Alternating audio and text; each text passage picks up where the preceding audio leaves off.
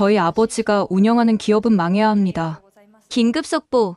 일본 열도가 발칵 뒤집혔습니다. 원인은 단 한 명의 여성, 천년을 이어온 다이묘, 명문가의 상속녀입니다. 그녀는 그날 밤 일본을 떠났습니다. 6개월 후 그녀가 발견된 곳은 놀랍게도 부산의 한 달 동네 골목, 낡은 반찬 가게 앞에서 김치를 담그고 있었습니다. 과연 그녀가 한국에서 찾은 것은 무엇일까요? 그 충격적인 이야기 지금 바로 시작합니다. 그날 도쿄 대기업 그룹 본사 60층 회의실. 저는 아버지 옆자리에 앉아 있었습니다. 이번 인수건으로 우리는 일본 유통업계 1위가 됩니다. 상무의 발표가 이어졌습니다.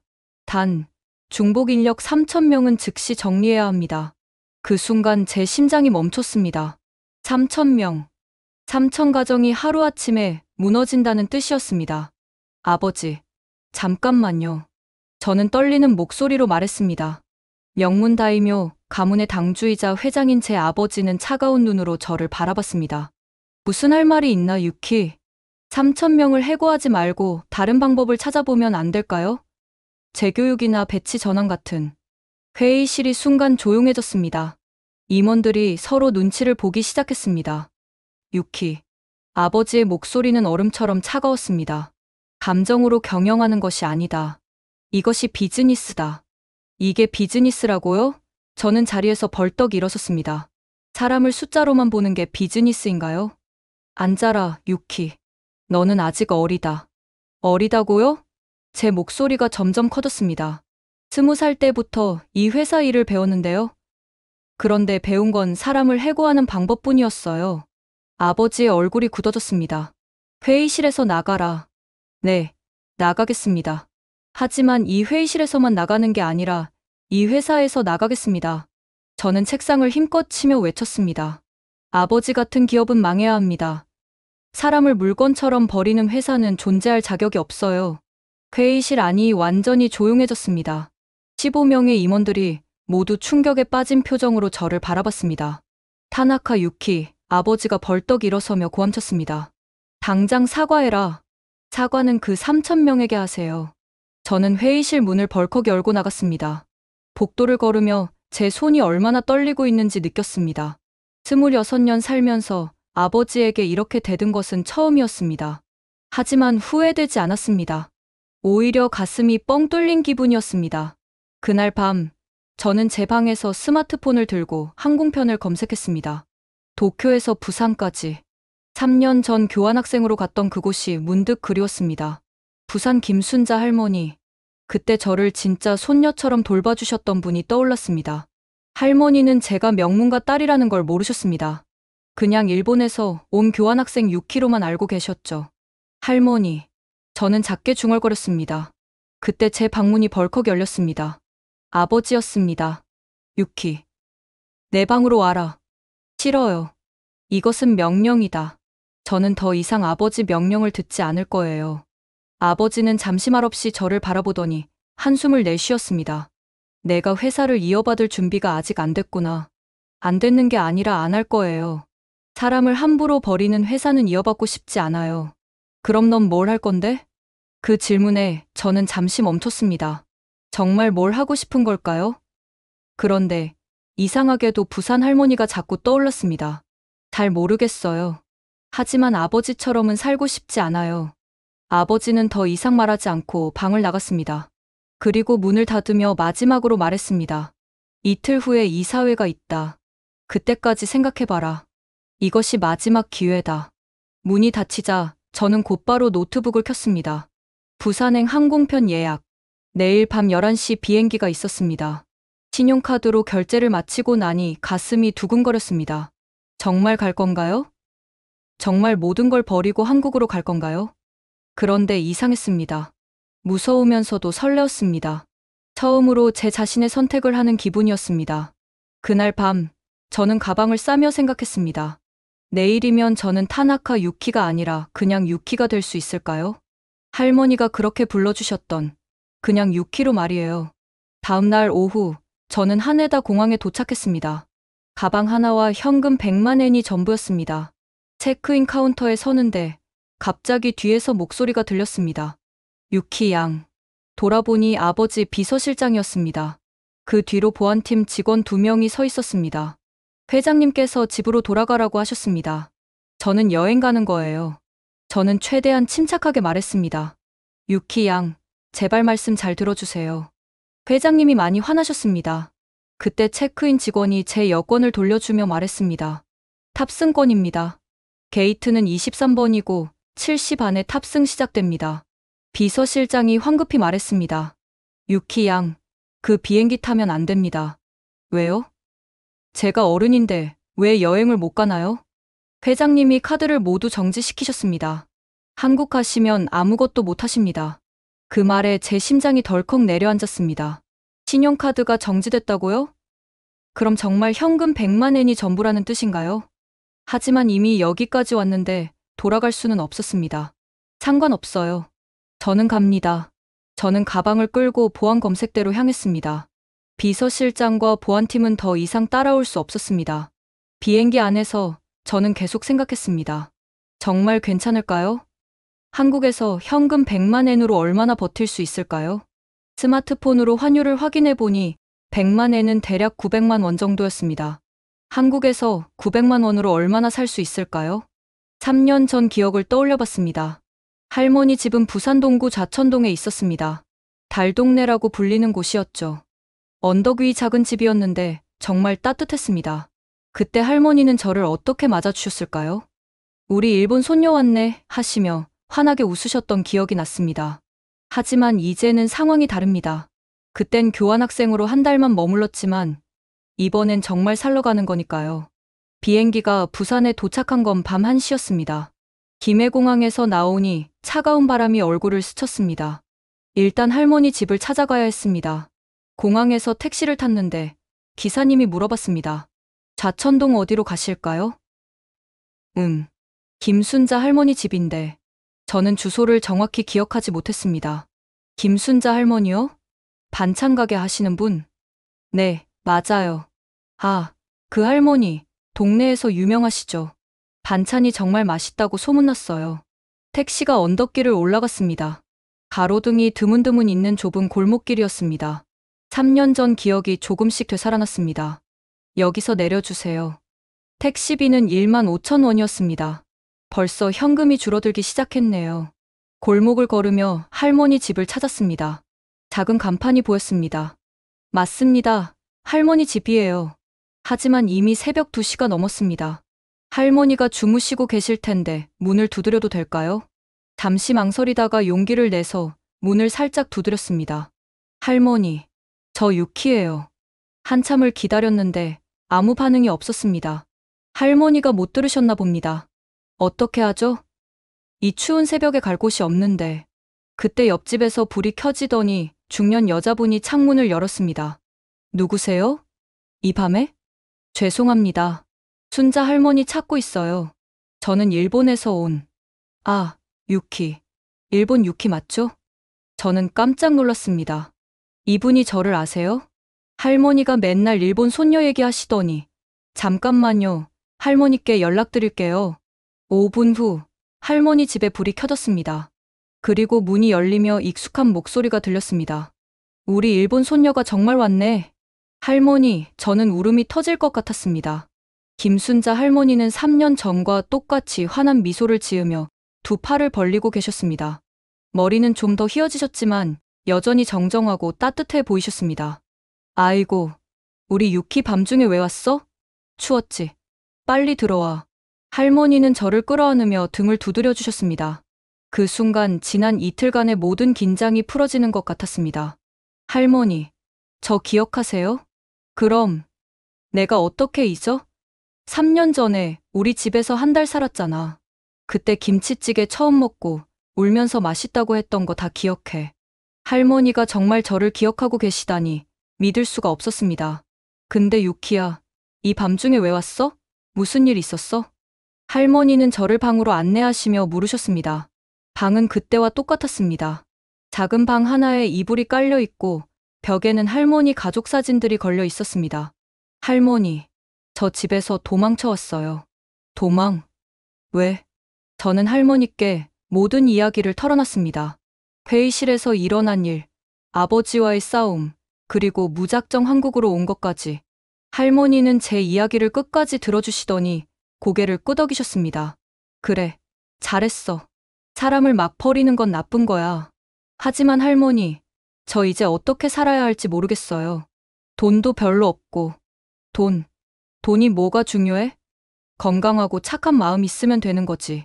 할머니는 부엌으로 가시더니 라면을 끓여주셨습니다. 새벽 3시에 먹는 라면이었지만 정말 맛있었습니다. 유키야, 여기서 살 거야? 할머니가 괜찮으시면. 그럼, 우리 집이 내 집이지. 3년 전에도 그랬잖아. 할머니의 말에 눈물이 핑 돌았습니다. 이런 무조건적인 환대를 받아본 게 언제였을까요? 고마워요, 할머니. 정말 고마워요. 고맙긴 뭘. 가족인데, 가족. 그 말이 가슴에 와닿았습니다. 다음 날 아침, 저는 할머니와 함께 새벽 5시에 일어났습니다. 유키야, 시장 가자. 반찬 재료 사러. 저는 할머니와 함께 좌천시장에 갔습니다. 3년 전에도 와봤던 곳인데 여전히 활기찼습니다. 순자야, 일찍 왔네. 생선가게 아주머니가 반갑게 인사했습니다. 우리 일본 손녀 왔어. 할머니가 자랑스럽게 저를 소개하셨습니다. 어머, 유키. 3년 전 그 일본 아가씨 맞지? 어쩐지 낯이 익더라. 시장 아주머니들이 모두 저를 기억하고 계셨습니다. 정말 놀라웠어요. 유키야, 이제 진짜 여기 살 거야? 네, 그런 것 같아요. 잘했어. 여기가 얼마나 좋은 동네인데. 사람들도 다 착하고. 할머니와 시장을 돌며 장을 봤습니다. 할머니는 모든 가게 사장님들과 친하셨어요. 그리고 다들 저를 진짜 손녀처럼 대해주셨습니다. 유키야, 한국어 많이 늘었네. 아직 많이 서툴러요. 아니야, 정말 잘해. 발음도 좋고. 집으로 돌아와서 할머니와 함께 반찬을 만들기 시작했습니다. 할머니는 어떻게 이렇게 맛있는 반찬을 만드시는 걸까요? 할머니, 비법이 뭐예요? 비법? 정성이지. 먹는 사람 생각하면서 만들면 맛있어져. 정성. 그래. 돈 벌려고 하는 게 아니라 사람들이 맛있게 먹었으면 좋겠다고 생각하면서 만드는 거야. 할머니의 말씀을 들으며 문득 생각했습니다. 아버지 회사는 어떨까요? 사람들을 생각하면서 일하고 있을까요? 점심때쯤 동네 아주머니들이 반찬을 사러 오셨습니다. 순자야, 어제 만든 멸치볶음 정말 맛있었어. 유키도 도와줬어. 할머니가 말씀하셨습니다. 어머, 유키가? 우리 일본 손녀가 요리도 잘하네. 저는 뿌듯했습니다. 제가 만든 음식을 누군가 맛있게 먹어준다는 게 이렇게 기분 좋은 일인지 몰랐어요. 저녁에 할머니와 함께 TV를 보다가 뉴스가 나왔습니다. 일본 대기업 소식이었어요. 일본의 한 대기업이 라이벌 회사를 인수하며 대규모 구조조정에 들어간다고 발표했습니다. 이번 인수로 3천여 명이 해고될 예정입니다. 제 가슴이 아팠습니다. 결국 아버지는 그 계획을 밀고 나간 거네요. 유키야, 괜찮아? 할머니가 제 손을 잡아주셨습니다. 할머니, 제가 잘한 걸까요? 도망쳐 나온 게? 그럼, 나쁜 일에 반대하는 게 당연하지. 용기 있는 일이야. 할머니의 따뜻한 손을 느끼며 생각했습니다. 여기서 새로운 시작을 해볼까요? 할머니처럼 사람들을 생각하면서 일하는 삶 말이에요. 그날 밤, 저는 할머니께 말씀드렸습니다. 할머니, 저 여기서 일 찾아볼까요? 그래. 좋은 생각이야. 뭐 하고 싶어? 잘 모르겠어요. 하지만 할머니처럼 사람들을 행복하게 해주는 일이면 좋겠어요. 할머니는 환하게 웃으시며 말씀하셨습니다. 우리 유키 마음씨가 참 예쁘구나. 그런 마음이면 뭘 해도 잘할 거야. 이틀 후, 저는 할머니와 함께 새벽 5시에 일어나 시장에 나갔습니다. 이제 저도 할머니 일을 도와드리기로 했거든요. 유키야, 오늘부터는 내가 가격표도 써보고 손님들하고도 이야기해봐. 할머니가 말씀하셨습니다. 제가요? 한국어가 아직 서툰데. 괜찮아. 마음만 통하면 돼. 첫 손님은 50대 아주머니였습니다. 안녕하세요. 저는 반갑게 인사했습니다. 어머, 일본 아가씨네. 한국어 참 잘하네. 감사합니다. 뭐 필요하세요? 김치 좀 주세요. 그리고 멸치볶음도. 제가 직접 반찬을 포장해드리니 아주머니가 웃으며 말씀하셨습니다. 순자 할머니 손녀가 이렇게 예쁘고 착하구나. 할머니가 맨날 자랑하시더니 하루 종일 많은 분들이 오셨어요. 그런데 신기한 건 다들 저를 이미 알고 계신다는 거였어요. 유키, 잘 지내? 일본에서 온 그 아가씨지? 할머니 도와드리는 효녀네. 동네에서 제가 이렇게 유명한지 몰랐어요. 할머니가 평소에 제 이야기를 많이 하셨나 봅니다. 점심시간에 할머니와 함께 국수를 먹는데 할머니가 물어보셨습니다. 유키야, 일본 집이 그립지 않아? 아니요. 여기가 더 좋아요. 왜? 일본에 있을 때는 항상 무언가에 쫓기는 기분이었어요. 해야 할 일들, 지켜야 할 것들. 하지만 여기서는 편해요. 할머니는 고개를 끄덕이시며 말씀하셨습니다. 그래. 사람은 편해야 해. 마음이 편해야 일도 잘 되고 건강도 좋아져. 오후에는 동네 아주머니들이 할머니 집에 모였습니다. 매주 화요일마다 모여서 수다를 떤다고 하시더라고요. 유키야, 우리랑 같이 앉아. 영자 아주머니가 말씀하셨습니다. 일본은 어때? 한국이랑 많이 달라? 비슷한 것도 많고 다른 것도 많아요. 뭐가 제일 달라? 저는 잠시 생각해봤습니다. 일본은 좀 더 개인적인 것 같아요. 각자 자기 일에만 집중하고. 한국은 더 가족적인 느낌이에요. 맞아.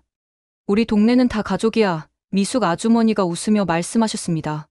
유키도 이제 우리 가족이고 정말 그런 것 같았어요. 이틀 만에 온 동네 사람들이 저를 가족처럼 대해주시니까요. 근데 유키야, 앞으로 뭐 할 거야? 계속 할머니 일만 도와줄 거야? 잘 모르겠어요. 일단은 할머니 도와드리면서 생각해 볼 거예요. 젊은 애가 뭔가 해야지. 공부든 일이든. 유키는 똑똑해 보이는데 대학 안 가? 아주머니들의 관심과 걱정이 진심으로 느껴졌어요. 이런 게 진짜 가족의 마음인가 봅니다. 저녁에 할머니와 둘이 앉아 이야기를 나눴습니다. 할머니, 저 아르바이트라도 해볼까요? 할머니 혼자 일하시기 힘드실 텐데. 유키야, 마음은 고맙지만 내가 뭘 하고 싶은지 먼저 생각해봐. 저는 잘 모르겠어요. 일본에 있을 때는 그냥 아버지가 시키는 대로 했거든요. 그럼 이제부터는 내가 하고 싶은 걸 찾아봐. 천천히. 할머니는 제 머리를 쓰다듬어 주시며 말씀하셨습니다. 유키야, 너는 착한 마음을 가지고 있어. 그 마음으로 뭘 해도 잘할 거야. 그날 밤, 저는 침대에 누워 생각했습니다. 정말 뭘 하고 싶을까요? 일본에서는 아버지 회사를 이어받는 게 당연한 줄 알았어요. 하지만 이제 그 길은 없어졌죠. 그럼 새로운 길을 찾아야 하는데, 문득 오늘 동네 아주머니들이 해주신 말씀이 떠올랐어요. 유키는 젊으니까 뭔가 새로운 걸 해봐. 요즘 젊은 애들은 인터넷으로 장사도 하던데? 유키가 일본 음식 만들어서 팔면 어떨까? 새로운 것. 인터넷. 일본 음식. 갑자기 아이디어가 떠올랐어요. 할머니의 맛있는 반찬을 더 많은 사람들에게 알릴 수는 없을까요? 인터넷을 이용해서 말이에요. 하지만 저는 장사에 대해 아무것도 몰라요. 일본에서는 그런 걸 배워본 적이 없거든요. 그래도 한번 해볼까요? 할머니와 함께 뭔가 새로운 걸 시작해보는 거예요. 다음날 아침, 저는 할머니께 말씀드렸습니다. 할머니, 저 아르바이트 찾아볼게요. 그리고 할머니 반찬 인터넷으로 팔 수 있는 방법도 알아볼게요. 인터넷? 그게 뭐야? 컴퓨터로 물건을 파는 거예요. 더 많은 사람들이 할머니 반찬을 먹을 수 있게요. 할머니는 고개를 갸우뚱하시며 웃으셨습니다. 우리 유키가 정말 똑똑하구나. 그런 것까지 생각하다니. 저는 가슴이 두근거렸어요. 처음으로 제가 정말 하고 싶은 일을 찾은 것 같았거든요. 다음 날, 저는 용기를 내서 동네 치킨집에 들어갔습니다. 창문에 붙은 구인 광고를 봤거든요. 사장님, 안녕하세요. 아르바이트 구하신다면서요? 40대 사장님이 저를 위아래로 훑어보시더니 물어보셨습니다. 일본 애지? 한국어 할 줄 알아? 네. 어느 정도는 가능해요. 배달할 수 있어? 오토바이 운전할 줄 알고? 오토바이요? 저는 당황했습니다. 일본에서는 당연히 운전기사가 있었거든요. 아, 오토바이는 못 타요. 그럼 힘들겠네. 우리는 배달이 주 업무거든. 사장님이 난색을 표하시자 저는 급하게 말했습니다. 그럼 가게 안일은 어떨까요? 설거지나 청소, 주문받기 같은 거요. 그것도 힘들겠다. 손님들이 일본 말투 못 알아들을 수도 있고, 첫 번째 도전이 실패했습니다. 생각보다 일자리 구하는 게 어렵네요. 두 번째로 간 곳은 편의점이었습니다. 사장님, 아르바이트 자리 있나요? 있긴 한데, 너 외국인이지? 워킹 비자는 있어? 워킹 비자요? 저는 또 당황했습니다. 관광 비자로 온 건데 일을 할 수 있는지 생각해보지 못했어요. 관광 비자로는 일 못해. 워킹 홀리데이 비자나 취업 비자가 있어야 해. 집으로 돌아오는 길에 정말 우울했습니다. 비자 문제는 생각도 못했네요. 할머니께 이야기하니 할머니도 걱정스러운 표정을 지으셨습니다. 그럼 어떻게 하지? 비자는 어떻게 구하는 거야? 잘 모르겠어요, 할머니. 알아봐야 할 것 같아요. 그때 영자 아주머니가 할머니 집에 오셨습니다. 무슨 걱정이야? 둘 다 그런 표정으로? 할머니가 상황을 설명해 드리자 영자 아주머니가 말씀하셨습니다. 아, 그거? 우리 아들이 일본어 과외 선생님 찾고 있던데. 개인 과외는 비자 상관없어.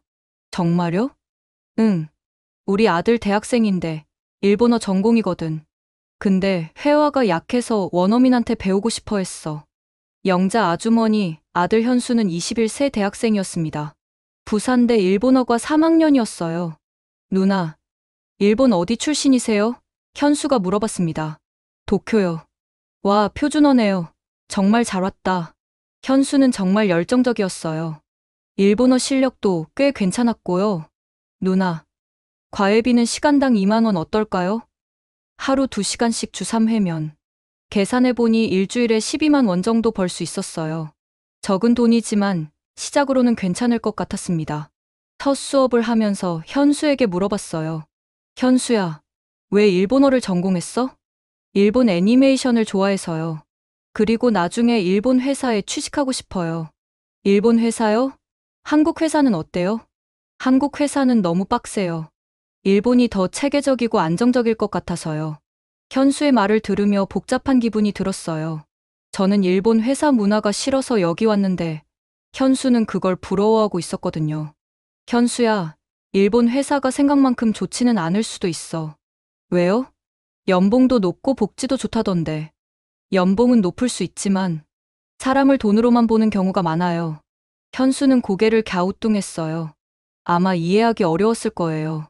과외를 하면서 저는 한국 젊은이들의 현실을 조금씩 알게 됐어요. 현수뿐만 아니라 동네 다른 청년들도 마찬가지였거든요. 취업이 정말 어려워요, 누나.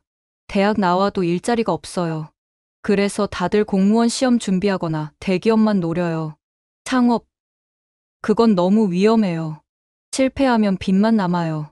젊은이들의 이야기를 들으며 안타까웠어요. 이렇게 똑똑하고 열정적인데 기회가 없다니. 어느 날 현수가 물어봤어요. 누나는 일본에서 뭘 했어요? 한국에는 왜 왔어요? 저는 잠시 망설였습니다. 제 정체를 말해야 할까요? 가족 사업을 물려받기로 되어 있었는데 마음에 안 들어서 나왔어요. 가족 사업이요? 어떤 사업인데요? 큰 회사예요. 하지만 사람들을 해고하는 걸 보고 싫어졌어요. 현수는 진지한 표정으로 들었습니다. 누나, 대단하네요. 저였으면 못했을 것 같아요. 왜요? 안정적인 일자리를 포기하기가 쉽지 않잖아요. 저도 공무원 시험 준비 중인데 정말 하기 싫어도 안정적이니까 하는 거거든요. 그날 밤, 저는 할머니와 이야기했어요. 할머니, 한국 젊은이들이 정말 힘들게 사는 것 같아요. 그래, 요즘 젊은 애들 참 불쌍해. 일자리도 없고 집값도 비싸고. 뭔가 도와줄 수 있는 방법은 없을까요? 할머니는 잠시 생각하시더니 말씀하셨습니다. 유키야, 내가 그런 마음을 가지고 있다는 게 기특해. 방법은 천천히 찾아보자. 과외를 시작한 지 한 달이 지났을 때 저는 조금씩 한국 사회에 대해 이해하게 됐어요. 그리고 확신했습니다. 여기서 뭔가 의미 있는 일을 하고 싶다고. 하지만 구체적으로 뭘 해야 할지는 아직 모르겠어요. 일단은 더 배우면서 기회를 찾아봐야겠습니다. 할머니, 저 한국어 공부 더 열심히 할게요. 그리고 한국에 대해서도 더 많이 배울게요. 좋은 생각이야, 유키야. 무엇보다 건강이 제일 중요하고. 네, 할머니 말씀이 맞아요. 천천히, 하지만 꾸준히 해보겠습니다. 그날은 평소와 다름없는 화요일이었습니다. 저는 현수와 일본어 수업을 마치고 집으로 돌아왔어요. 할머니, 다녀왔어요. 그런데 대답이 없었어요. 평소라면 우리 유키 왔네 하시며 반갑게 맞아주셨을 텐데. 할머니? 저는 불안한 마음으로 방을 찾았습니다. 할머니는 침실에서 옆으로 누워 계셨어요. 처음에는 낮잠을 주무시는 줄 알았는데 가까이 가보니 얼굴이 창백하셨습니다. 할머니, 할머니, 제가 어깨를 흔들자 할머니가 힘겹게 눈을 뜨셨어요. 유키야, 가슴이 아파. 할머니의 목소리가 너무 약했어요. 그리고 숨쉬기도 힘들어 보이셨습니다. 할머니, 괜찮으세요? 병원 가야 해요. 저는 급하게 119를 눌렀습니다. 구급차를 불러야 했어요. 여보세요? 할머니가 쓰러지셨어요. 빨리 와주세요. 주소가 어떻게 되세요? 주소를 말하려는데 갑자기 머릿속이 하얘졌어요. 한국 주소를 정확히 기억하지 못했거든요. 잠깐만요. 저는 떨리는 손으로 집 안을 둘러봤어요. 어디 주소가 적힌 게 없을까요? 그때 영자 아주머니가 들어오셨어요. 유키야, 무슨 일이야? 소리가. 아주머니, 할머니가 쓰러지셨어요. 영자 아주머니는 즉시 상황을 파악하시고 전화를 받으셨어요. 여보세요. 부산진구 좌천동 53의 12입니다. 70대 할머니가 가슴 통증 호소하고 계세요. 구급차가 도착할 때까지 정말 긴 시간처럼 느껴졌어요. 할머니 손을 잡고 있는데 너무 차가웠어요. 할머니, 괜찮을 거예요. 병원 가면 나을 거예요. 유키야, 미안해. 왜 미안해요? 할머니 잘못 없어요. 구급차가 도착하고 할머니를 이송하는 동안 저는 계속 할머니 곁에 있었어요. 응급실에 도착해서 의사 선생님이 물어보셨습니다. 보호자가 어떻게 되세요? 저는 손녀예요. 저는 떨리는 목소리로 대답했어요. 혈압이 많이 높으시네요. 심전도 검사 결과를 봐야겠습니다. 일단 안정을 취하시고 추가 검사를 해보겠습니다. 응급실 복도에서 기다리는 동안 영자 아주머니와 다른 동네 분들이 하나둘씩 도착하셨어요. 순자가 어떻게 됐어? 많이 아파? 병원비는 걱정 마. 우리가 다 도와줄게. 동네 분들의 걱정 어린 목소리를 들으며 가슴이 뭉클했어요. 정말 가족 같으셨어요. 1시간 후 의사 선생님이 나오셨어요. 다행히 큰 문제는 아닙니다. 고혈압으로 인한 흉통으로 보이는데 이틀 정도 입원해서 관찰해 보겠습니다. 정말 괜찮은 거예요? 저는 안도하면서도 여전히 걱정됐어요. 네. 약물 치료와 안정을 취하시면 회복될 겁니다. 할머니가 병실로 옮겨지고 나서야 저는 비로소 한숨을 쉴 수 있었어요. 유키야, 병원비 걱정되지? 영자 아주머니가 물어보셨어요. 그제서야 저는 현실을 깨달았어요. 병원비요. 저에게 그런 돈이 있을까요? 아직 계산을 안 해봐서. 걱정 마. 우리 동네에서 순자 할머니 모르는 사람 없어. 다들 도와줄 거야. 정말로 동네 분들이 성금을 모아주셨어요. 한 사람당 큰 돈은 아니었지만 마음이 담긴 돈이었어요. 이거 병원비에 보태. 순자 할머니 얼른 나으시길. 뭐 필요한 거 있으면 언제든 말해. 저는 너무 감동받았어요. 이런 따뜻한 마음을 일본에서 경험해 본 적이 있을까요? 병실에서 할머니와 이야기를 나누었어요. 할머니, 많이 아파요? 괜찮아, 유키야. 나이 들면 이런 일도 있는 거지. 할머니, 저 돈이 별로 없어요. 병원비, 유키야, 돈 걱정하지 마. 동네 사람들이 다 도와주잖아. 하지만, 유키야, 할머니가 제 손을 잡으시며 말씀하셨어요. 여기 사람들이 왜 우리를 도와주는 줄 알아? 왜요? 우리가 진짜 가족이니까. 피로 맺어진 가족이 아니라 마음으로 맺어진 가족. 할머니의 말씀을 들으며 눈물이 났어요. 할머니, 저도 이 가족의 일원인가요? 그럼, 너는 우리 동네에서 제일 소중한 가족이야. 이튿날, 할머니는 많이 좋아지셨어요. 혈압도 안정되고 얼굴에도 생기가 돌았어요. 유키야, 집에 가자. 여기 있으니까 답답해.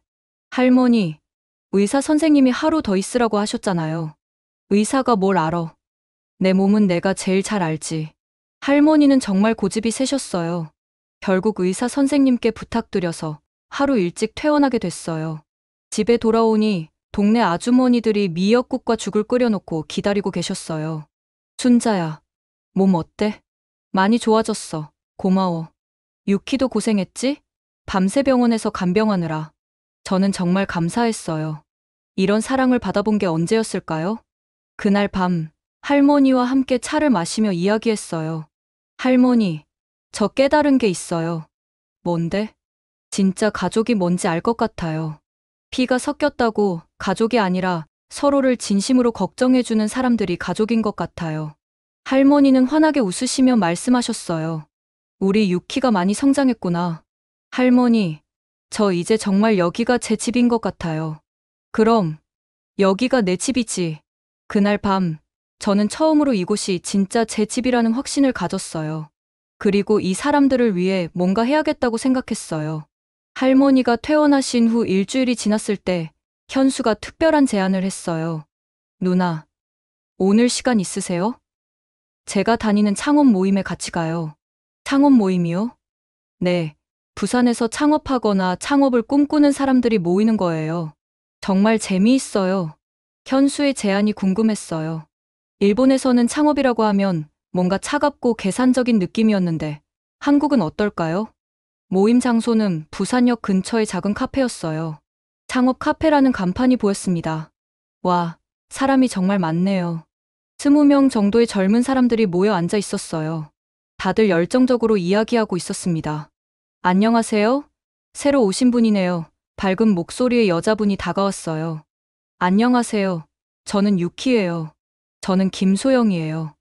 여기 카페 사장이자 이 모임 진행자예요. 일본 분이시죠? 네, 맞아요. 와, 반가워요. 오늘 여러 팀의 발표가 있는데 들어보세요. 정말 감동적일 거예요. 첫 번째 발표는 시니어 케어라는 팀이었어요. 저희는 혼자 사시는 어르신들을 위한 서비스를 개발하고 있습니다. 스마트폰 앱으로 안부를 확인하고 응급 상황 시 자동으로 가족과 병원에 연락이 가는 시스템이에요. 발표를 들으며 가슴이 뛰었어요. 며칠 전 할머니 일을 생각하니 정말 필요한 서비스 같았어요. 두 번째 팀은 푸드쉐어였어요. 음식점에서 남은 음식을 저렴한 가격에 판매하는 플랫폼입니다. 음식물 쓰레기도 줄이고 경제적으로 어려운 분들도 도울 수 있어요.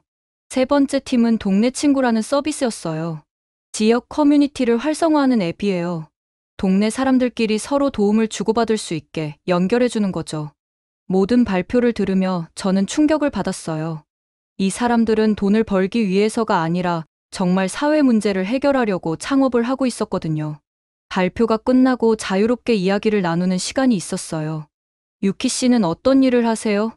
시니어 케어 팀의 박재민 씨가 물어봤어요. 지금은 할머니 일을 도와드리고 있어요. 반찬 가게요. 와, 전통 음식이네요. 요즘 젊은 사람들이 전통 음식에 관심이 많아지고 있어요. 정말요? 네. 건강하고 집밥 같은 음식을 찾는 사람들이 늘고 있어요. 혹시 온라인으로 판매해 보신 적 있어요? 아니요. 그런 건 어떻게 하는지 몰라서. 그때 소영 씨가 끼어들었어요. 유키 씨, 정말 좋은 아이템인 것 같은데요? 요즘 혼자 사는 젊은 사람들이 집밥을 그리워하거든요. 하지만 저는 사업에 대해서 아무것도 몰라요. 괜찮아요. 여기 있는 사람들이 다 도와줄 거예요. 우리는 경쟁자가 아니라 동료거든요. 정말 놀라웠어요. 일본에서라면 사업 아이디어를 쉽게 공유하지 않을 텐데, 여기서는 서로 도우려고 하고 있었어요. 유키 씨, 한번 시도해보세요. 작게 시작하면 돼요. 푸드쉐어의 이정우 씨가 말했어요. 온라인 쇼핑몰 만드는 것도 요즘은 어렵지 않아요. 저희가 도와드릴게요. 정말요? 저 같은 초보도 할 수 있을까요? 당연하죠. 모든 사업가는 처음엔 초보였어요. 그날 집에 돌아와서 할머니께 이야기했어요. 할머니, 오늘 정말 신기한 사람들을 만났어요. 어떤 사람들? 젊은 사람들인데 돈 벌려고 사업하는 게 아니라 세상을 좋게 만들려고 사업하는 사람들이에요. 할머니는 고개를 끄덕이시며 웃으셨어요. 그런 사람들이 있구나. 좋은 사람들이네. 할머니, 그 사람들이 그래요. 할머니 반찬을 인터넷으로 팔아보라고. 인터넷으로? 그게 정말 가능해? 요즘은 다 그렇게 한대요. 집에서 만든 음식도 인터넷으로 팔 수 있대요. 우리 반찬을 사줄 사람이 있을까? 할머니 반찬은 정말 맛있잖아요. 저도 처음 먹어보고 깜짝 놀랐는거려. 할머니는 잠시 생각하시더니 말씀하셨어요. 그럼 한번 해볼까? 우리 유키가 하고 싶다면. 정말요? 할머니? 그럼 젊은 애들이 내 반찬을 좋아한다면 기분 좋지. 다음 날 저는 다시 창업 카페에 갔어요. 소영 씨가 반갑게 맞아주었습니다. 유키 씨, 어제 이야기 생각해 보셨어요? 네, 해보고 싶어요. 하지만 정말 아무것도 몰라서. 괜찮아요. 저희가 차근차근 알려드릴게요. 일단 작은 것부터 시작해봐요. 소영 씨는 노트북을 꺼내서 보여주었어요. 요즘은 네이버 스마트 스토어나 쿠팡으로 쉽게 시작할 수 있어요. 복잡한 홈페이지 만들 필요도 없고요. 정말 간단하네요. 네, 중요한 건 좋은 제품이에요. 할머니 반찬이 정말 맛있다면 입소문이 날 거예요. 재민 씨도 와서 조언을 해주었어요. 포장도 중요해요. 깔끔하고 위생적으로 포장해야 하고 배송도 신경 써야 해요. 배송은 어떻게 하나요? 처음에는 부산 지역만 해보세요. 직접 배달하시거나 배송업체를 이용하시면 돼요. 그날 오후, 저는 할머니와 함께 본격적인 계획을 세웠어요. 할머니, 어떤 반찬이 제일 자신 있으세요? 김치하고 멸치볶음, 그리고 콩자반이 제일 인기 좋아. 그럼 그 세 가지로 시작해볼까요? 좋아. 그런데 양을 많이 만들어야 하는 거 아니야? 처음에는 주문받은 만큼만 만들면 돼요. 천천히 늘려가는 거죠. 할머니는 신이 나셨어요. 그럼 내일부터 준비해볼까? 포장 용기도 사야 하고. 네, 할머니. 우리 같이 열심히 해봐요. 그날 밤, 저는 정말 오랜만에 설렘을 느꼈어요. 일본에 있을 때는 이런 기분을 느껴본 적이 없었거든요. 뭔가 새로운 걸 만들어가는 기분, 사람들에게 도움이 되는 일을 하는 기분. 이게 바로 제가 찾던 거였나 봅니다. 현수에게도 이야기했어요. 현수야, 할머니랑 인터넷으로 반찬 팔기로 했어. 정말요? 대박, 할머니 반찬 정말 맛있는데 잘 될 것 같아요. 너무 기대해도 될까? 당연하죠. 요즘 배달 음식 많이 시켜 먹잖아요. 타이밍도 좋아요. 우리 유키가 정말 똑똑하네. 준비를 하면서 정말 즐거웠어요. 할머니도 옛날에 이런 일을 해보고 싶었다고 하시더라고요. 유키야, 할머니가 젊었을 때는 이런 기회가 없었어. 지금이라도 해볼 수 있어서 정말 기뻐. 할머니, 우리 꼭 성공해서 동네 다른 할머니들도 도와드려요. 그래. 좋은 생각이야. 다 같이 잘 살아야지. 이렇게 저희의 작은 도전이 시작됐어요. 과연 성공할 수 있을까요? 드디어 온라인 스토어가 문을 열었습니다. 스마트 스토어에 김치, 멸치볶음, 콩자반 세 가지 상품을 올렸어요. 할머니, 떨려요. 저는 컴퓨터 앞에서 손을 비비며 말했어요. 뭐가 떨려? 우리 반찬이 얼마나 맛있는데.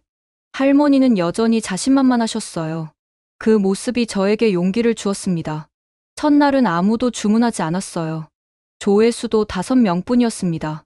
할머니, 아무도 안 사네요. 첫날인데 뭘.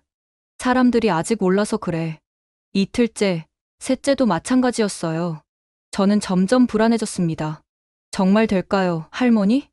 유키야, 조급해하지 마. 좋은 건 천천히 알려지는 거야. 그때 현수가 좋은 아이디어를 냈어요. 누나, SNS 마케팅 해보세요. 인스타그램이나 페이스북에 할머니 요리하시는 모습 올려보세요. SNS요? 네, 요즘 사람들은 스토리가 있는 제품을 좋아해요. 일본에서 온 손녀가 한국 할머니와 함께 반찬 만드는 이야기면 사람들이 관심 가질 거예요. 현수의 조언을 따라 인스타그램을 시작했어요. 할머니가 김치 담그는 모습, 멸치를 골라내시는 모습, 그리고 저희가 함께 웃으며 포장하는 모습까지 올렸습니다. 할머니, 카메라 보시고 웃어보세요. 이런 거 왜 찍어? 사람들이 할머니 얼굴 보고 신뢰하게 될 거예요. 점점 팔로워가 늘어나기 시작했어요. 50명, 100명, 200명. 그리고 일주일 후 드디어 첫 주문이 들어왔어요. 할머니, 주문 왔어요. 김치 5통이요. 정말? 누가 주문했어? 주문자는 부산대 근처에 사는 대학생이었어요. 메모에 할머니 김치가 그리워서 주문합니다라고 적혀 있었어요. 할머니는 정말 정성스럽게 김치를 포장하셨어요. 첫 손님인데 맛있게 해줘야지. 직접 배달을 가기로 했어요. 주문자는 20대 여학생이었는데 저희를 보고 정말 반가워했어요. 와, 진짜 할머니가 직접 오셨네요. 맛있게 드세요. 뭐 부족한 거 있으면 언제든 연락하세요. 네, 인스타그램 보고 주문했는데 정말 감동이에요. 첫 배달을 마치고 돌아오는 길, 할머니가 말씀하셨어요. 유키야, 이런 기분 정말 좋구나. 누군가 내 음식을 기다리고 있다는 게. 저도 기분 좋아요, 할머니. 그 다음부터는 하루에 한두 개씩 꾸준히 주문이 들어왔어요. 그리고 리뷰도 달리기 시작했습니다. 진짜 할머니 손맛이에요. 김치가 이렇게 맛있을 줄 몰랐어요. 할머니와 손녀 이야기에 감동받았습니다. 리뷰를 읽을 때마다 할머니는 정말 기뻐하셨어요. 우리 반찬을 이렇게 좋아해 주다니. 한 달 후 주물량이 하루 10개를 넘기 시작했어요. 할머니 혼자서는 감당하기 어려운 양이었습니다. 할머니, 도움이 필요할 것 같아요. 그러게. 손이 모자라네. 그때 영자 아주머니가 제안을 하셨어요. 우리도 도와줄까? 동네 아줌마들 놀고 있는 사람 많은데. 정말요? 그럼 순자 혼자 돈 벌 게 아니라 같이 벌자. 이렇게 동네 할머니 협동조합이 만들어졌어요. 영자 아주머니, 미숙 아주머니, 그리고 선희 아주머니까지 네 분이 함께하게 됐습니다. 각자 잘하는 반찬이 달랐어요. 영자 아주머니는 나물 반찬, 미숙 아주머니는 생선 요리, 선희 아주머니는 조림류를 맡으셨어요. 이제 메뉴가 풍성해졌네요. 상품을 10가지로 늘렸더니 주문이 더 많이 들어왔어요. 하루 30개, 40개. 그런데 문제가 생겼어요. 주문이 너무 많아서 포장과 배송이 힘들어진 거예요. 할머니들, 이거 어떻게 해요? 배송업체를 써야 할까요? 배송비가 비싸잖아. 손님들이 부담스러워 할 거야. 그때 재민 씨가 해결책을 제시했어요. 유키 씨, 픽업 서비스는 어떨까요? 부산 시내 몇 곳에 픽업 장소를 만들어서 손님들이 직접 가져가게 하는 거예요. 픽업 장소요? 네. 카페나 편의점과 제휴해서 거기서 받아갈 수 있게 하는 거죠. 소영 씨도 도움을 주었어요. 제가 아는 카페 사장님들께 말씀드려 볼게요. 아마 기꺼이 도와주실 거예요. 일주일 만에 부산 시내 5곳에 픽업 장소가 만들어졌어요. 서면, 남포동, 부산역 해운대, 그리고 부산대 근처까지. 픽업 서비스가 시작되자 주문이 폭증했어요. 배송비 부담이 없어지니까 더 쉽게 주문할 수 있게 된 거죠. 할머니들, 이제 정말 바빠졌어요. 하루에 100개씩 주문이 들어오기 시작했어요. 할머니들은 새벽 5시부터 밤 9시까지 일하셨어요. 유키야, 이렇게 바쁜 건 처음이야. 할머니는 힘들어하시면서도 즐거워하셨어요. 할머니, 너무 무리하시면 안 돼요. 괜찮아. 일이 있다는 게 얼마나 좋은지 몰라. 다른 할머니들도 마찬가지였어요. 집에 있으면 TV만 보는데 이렇게 일하니까 활력이 생겨. 손님들이 맛있다고 하면 정말 기분 좋아. 용돈도 벌고 일석이조야. 3달 후 매출이 월 500만 원을 넘었어요. 네 분의 할머니가 나눠 가져도 한 분당 월 100만 원 정도 수익이었어요. 할머니, 우리 정말 성공했어요. 그러게, 꿈 같아.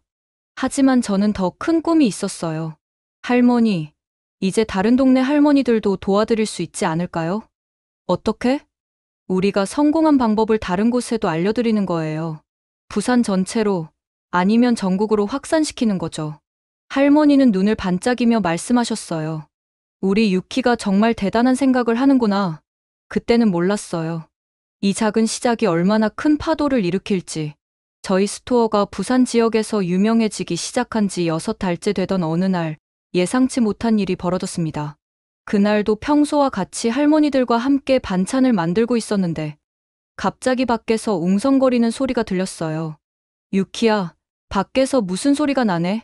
할머니가 걱정스러운 표정으로 말씀하셨어요. 창문으로 내다보니 검은색 고급 승용차 3대가 우리 집 앞에 줄지어 서 있었어요. 그리고 정장을 입은 남자들이 내리고 있었습니다. 제 심장이 덜컥 내려앉았어요.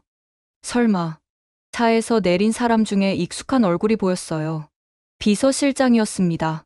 그리고 그 뒤로 아버지가 나타났어요. 다이묘, 가문의 당주이자 회장인 제 아버지가 직접 부산까지 온 거였어요.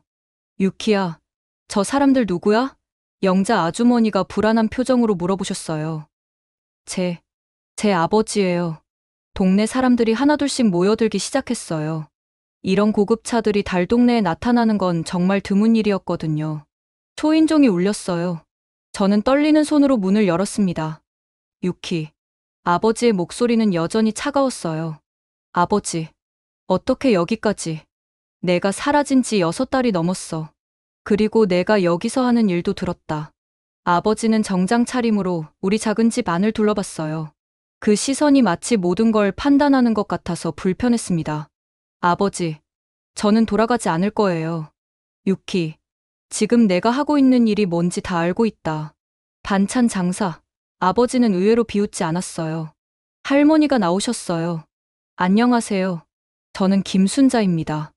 유키 할머니예요. 아버지는 할머니를 보더니 정중하게 인사했어요. 안녕하세요.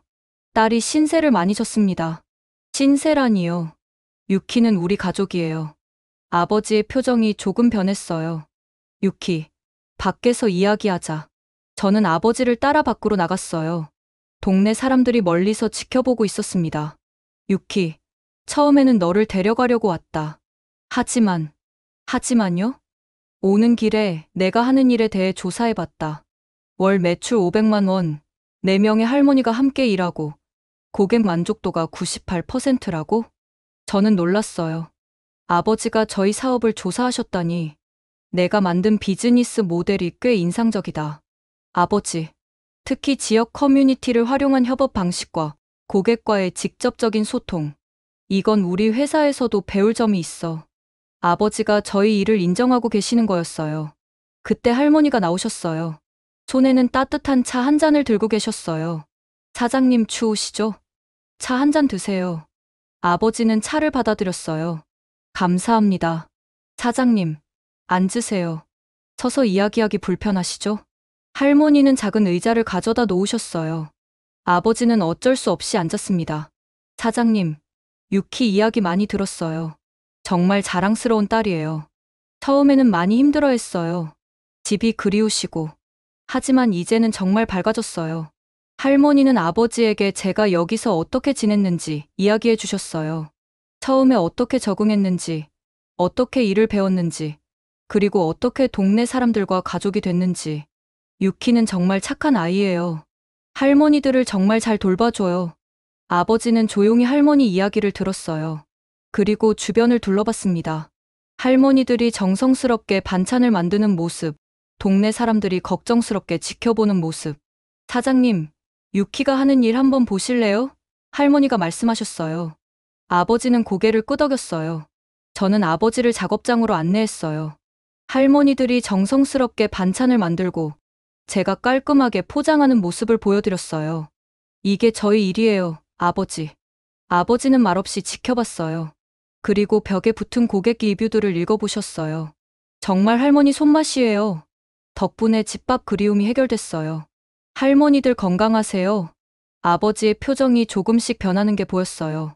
아버지, 이 할머니들은 제가 아는 가장 훌륭한 경영자들이에요. 손님을 진심으로 생각하고 최고의 품질을 위해 노력하고 그리고 서로를 가족처럼 생각해요. 그때 한 고객이 픽업을 하러 왔어요. 할머니, 오늘도 왔어요. 어서 와. 우리 딸, 오늘 김치 정말 맛있게 담갔어. 할머니 덕분에 매일 맛있는 밥 먹어요. 고마워요. 그 모습을 본 아버지는 뭔가 생각에 잠겼어요.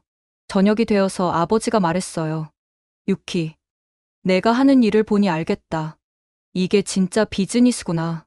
아버지, 우리 회사는 매출은 크지만 정작 고객의 마음을 얻지 못했어. 하지만 너는 작은 규모로도 진짜 가치를 만들고 있다. 아버지는 할머니께 깊게 인사를 드렸어요. 할머니, 딸을 잘 가르쳐 주셔서 감사합니다. 뭐려? 유키가 워낙 착해서. 저에게 제안이 있습니다. 저희 회사에서 도움을 드리고 싶습니다. 단, 경영에는 간섭하지 않겠습니다. 저는 깜짝 놀랐어요. 아버지가 도움을요? 내가 만든 이 모델을 일본에도 적용하고 싶어. 물론 내가 컨설팅을 해준다면 말이야. 정말 예상치 못한 제안이었어요. 하지만 조건이 있다.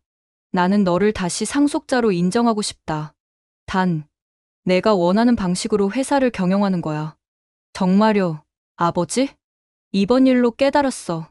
진짜 리더십이 뭔지 말이야. 그날 밤, 저는 할머니와 긴 이야기를 나눴어요. 할머니, 아버지 제안 어떻게 생각하세요? 유키야, 내가 결정해.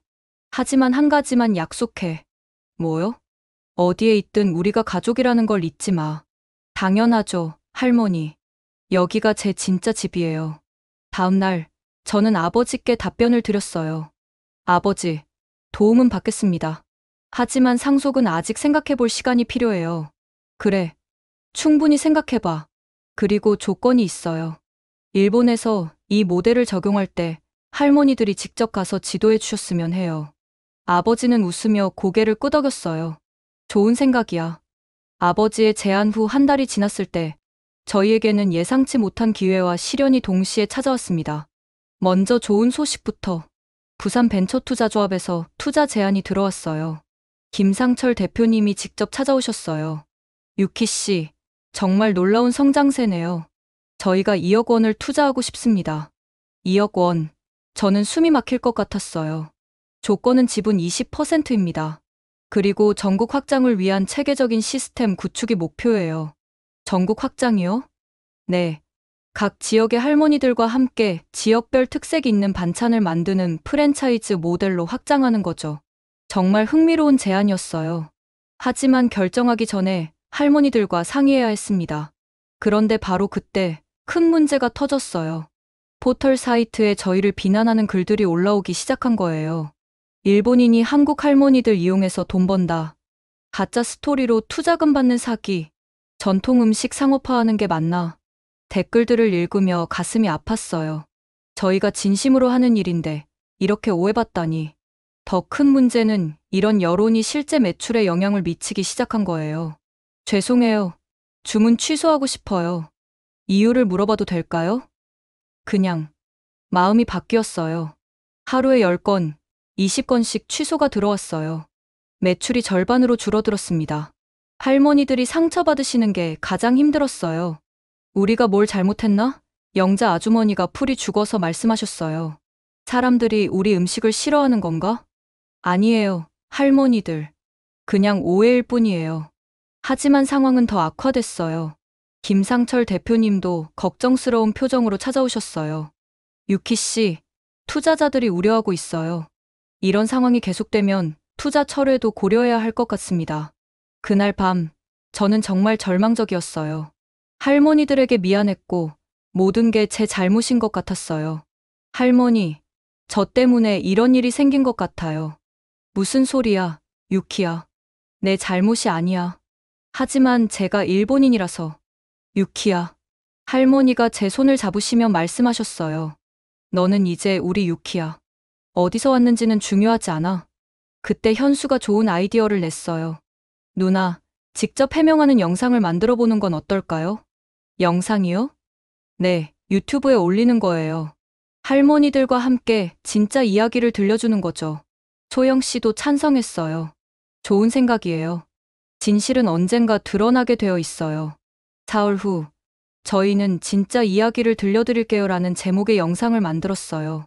할머니들과 함께 앉아서 처음부터 끝까지 모든 이야기를 했어요. 제가 왜 일본에서 왔는지, 어떻게 할머니들과 가족이 됐는지, 그리고 어떤 마음으로 이 일을 하고 있는지. 저는 돈을 벌기 위해 이 일을 시작한 게 아니에요. 할머니들의 정성을 더 많은 사람들과 나누고 싶었어요. 영자 아주머니도 말씀하셨어요.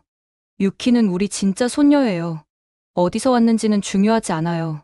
순자 할머니도 눈물을 흘리며 말씀하셨어요. 이 아이가 우리에게 얼마나 잘해주는지 모르세요. 밤새 간병도 해주고 시장에도 같이 나가고. 영상을 올린 후 처음에는 반응이 없었어요. 하지만 점점 댓글이 달리기 시작했습니다. 진심이 느껴져요. 할머니들 표정을 보니 정말 가족 같아요. 악성 댓글 다신 분들 반성하세요. 그리고 놀라운 일이 벌어졌어요. 한 주간 후, 오히려 주문이 급증한 거예요. 응원해요. 할머니들 화이팅. 진짜 가족의 모습을 보여줘서 고마워요. 유키 씨 용기에 감동받았어요. 매출이 이전보다 2배로 늘어났어요. 그리고 전국에서 주문이 들어오기 시작했습니다. 할머니, 서울에서도 주문이 와요. 대구에서도 와요. 광주에서도. 김상철 대표님도 다시 찾아오셨어요. 유키 씨, 정말 대단해요. 위기를 기회로 바꾸셨네요. 할머니들과 함께여서 가능했어요. 그럼 투자건 다시 진행하시겠어요? 저는 할머니들과 눈을 마주쳤어요. 모든 분들이 고개를 끄덕이고 계셨습니다. 네, 하겠습니다. 하지만 조건이 있어요. 뭔가요? 할머니들이 각 지역 매장의 운영 컨설턴트가 되어주셨으면 해요. 그리고 이익의 일정 부분은 지역사회에 환원하고 싶어요. 김 대표님은 흔쾌히 동의했어요. 훌륭한 조건이네요. 그날 밤, 할머니와 함께 차를 마시며 이야기했어요. 할머니, 저희가 정말 큰일을 해내고 있는 것 같아요. 그러게, 꿈만 같아. 하지만 가장 중요한 건 할머니들이 행복하다는 거예요. 나도 행복해, 유키야. 이 나이에 이런 꿈 같은 일이 일어날 줄 몰랐어. 위기를 극복하고 나니 저희는 더 단단해져 있었어요. 그리고 더 큰 꿈을 꿀 수 있게 됐습니다. 할머니, 우리 이제 전국의 할머니들과 함께 해봐요. 좋아. 우리 다 같이 행복하게 살자. 이렇게 저희의 진짜 도전이 시작되었습니다. 투자 계약을 체결한 지 6달이 지났습니다. 그리고 오늘은 정말 특별한 날이에요. 저희 회사가 전국 20번째 매장 오픈 기념식이 열리는 날이거든요. 유키야, 준비됐어? 순자 할머니가 정장을 차려입고 물어보셨어요. 이제 할머니는 회사의 고문이에요. 그리고 저는 대표로 일하고 있습니다. 네, 할머니. 떨리지만 준비됐어요. 서울 강남에 위치한 20번째 매장. 플래카드에는 전국 20호점 개점 축하라고 적혀 있었어요. 개점식에는 정말 많은 분들이 오셨어요. 김상철 대표님, 소영씨, 재민씨, 그리고 부산에서 올라오신 동네 분들까지. 하지만 가장 놀라운 건 아버지가 오신 거였어요. 아버지, 저는 깜짝 놀라서 달려갔어요. 유키, 축하한다. 아버지는 환한 미소를 지으시며 말씀하셨어요. 정말 오실 줄 몰랐어요. 이런 의미 있는 날을 놓칠 수 없지. 아버지는 매장을 둘러보시며 감탄하셨어요. 정말 훌륭하구나. 이게 바로 진짜 기업가 정신이야. 개점식에서 할머니가 인사 말씀을 하셨어요. 안녕하세요. 회사 고문 김순자입니다. 박수가 터져 나왔어요. 1년 전만 해도 저는 그냥 동네 반찬 가게 할머니였어요. 하지만 우리 유키 덕분에 이렇게 큰 회사 고문이 됐네요. 할머니는 제 손을 잡으시며 계속 말씀하셨어요. 이 아이가 저에게 가르쳐 준 게 있어요. 나이는 숫자일 뿐이고 꿈은 언제든 이룰 수 있다는 것. 다음은 제 차례였어요. 안녕하세요. 대표이사 김유키입니다. 1년 전에는 타나카 유키였지만 이제는 완전히 김유키예요. 1년 전 저는 길을 잃은 사람이었어요. 하지만 할머니들이 진짜 가족이 뭔지, 진짜 일이 뭔지 가르쳐 주셨어요.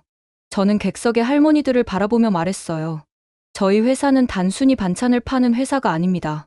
전국의 할머니들에게 꿈과 희망을 전달하는 회사예요. 정말로 그랬어요. 이제 전국 20개 매장에서 80명의 할머니들이 일하고 계셨어요. 모두 55세 이상의 중장년 여성분들이었죠. 개점식 후 아버지와 따로 이야기할 시간이 있었어요. 아버지, 정말 와주셔서 고마워요. 유키, 내가 만든 이 회사 모델을 일본에도 도입했어. 정말요? 응, 도쿄에 3개 매장을 열었는데 반응이 정말 좋아. 순자 할머니가 직접 가서 지도해주신 덕분이야. 저는 가슴이 뜨거워졌어요. 할머니가 일본까지 가셨다고요? 그럼 우리 할머니들이 얼마나 훌륭한 선생님인데 할머니가 옆에서 자랑스럽게 말씀하셨어요. 그날 저녁 축하 파티가 열렸어요. 부산에서 올라온 동네 분들, 전국의 매장 할머니들, 그리고 투자자분들까지 모두 모였어요. 유키야, 정말 자랑스러워. 영자 아주머니가 눈물을 흘리며 말씀하셨어요. 할머니들 덕분이에요. 우리가 뭘 했다고. 다 내가 한 일이지. 파티 중간에 깜짝 이벤트가 있었어요. 현수가 준비한 건데 전국의 고객들이 보낸 영상 메시지였어요. 할머니들 덕분에 매일 맛있는 밥 먹어요. 혼자 사는 저에게 진짜 가족 같은 존재예요. 할머니들 건강하세요. 메시지를 보며 할머니들이 모두 울으셨어요. 우리가 이렇게 사랑받고 있었구나. 파티가 끝난 후 할머니와 둘이서 한강을 산책했어요. 유키야, 행복해? 네, 할머니. 정말 행복해요. 나도 행복해. 이 나이에 이런 꿈 같은 일이 일어날 줄 몰랐어. 할머니, 우리 앞으로도 계속 함께해요. 그럼 죽을 때까지. 그때 제 휴대폰이 울렸어요. 현수였어요.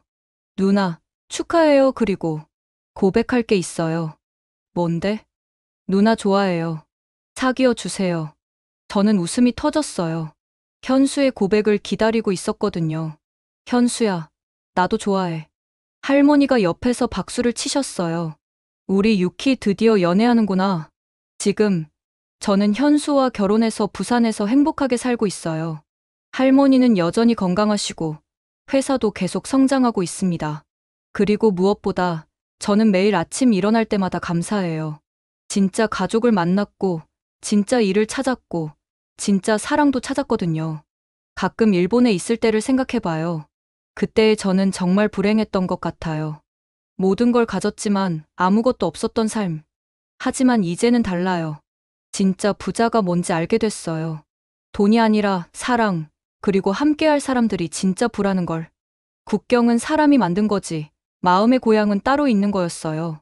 지금까지 김유키 씨의 사연 어떠셨나요? 족보를 지워달라던 그녀가 찾은 것은 진정한 가족이었습니다. 만약 당신이라면 어떤 선택을 하셨을까요? 이 영상이 도움이 되셨다면 좋아요와 구독 눌러주세요. 더 감동적인 이야기로 또 만나요. 지금까지 원더풀 해외 사연이었습니다. 감사합니다.